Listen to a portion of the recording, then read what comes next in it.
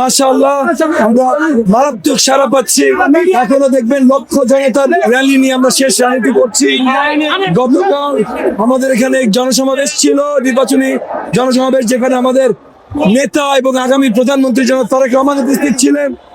উনি যে স্নেহ এবং ভালোবাসার সাথে উনার ছোট ভাই বলে ধানের শীষ ধরিয়ে আলিঙ্গন করে আমাকে এলাকাবাসীর পাশে দিয়ে দিয়েছেন।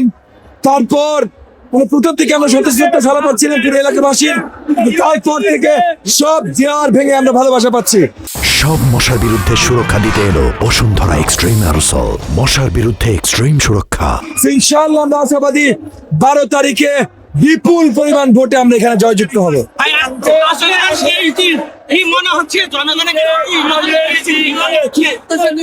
আমাদের প্রত্যাশা বিপুল পরিমাণ ভোটে এই এলাকায় জয়যুক্ত হওয়া, শুধু এলাকায় না পুরো দেশে ইনশাআল্লাহ ধানের শীষের জোয়ার বয়ে যাবে।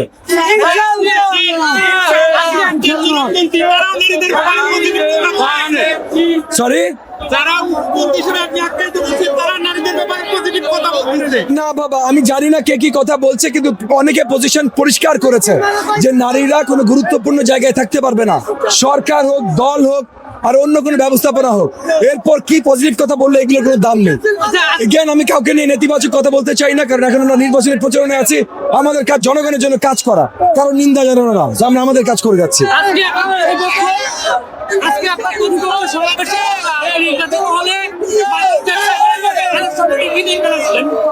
দেখেন, আমি এগেন কারো সম্বন্ধে নিন্দা করতে চাই না, কিন্তু এখানে আসার পর মাদক ব্যবসা, সন্ত্রাস, চাঁদাবাজি থামানোর জন্য আমি অনেক কাজ করেছি। উনি কি করেছেন ওনাকে যে জিজ্ঞেস করেন ভাই, আমি তোকে নিন্দা করবো।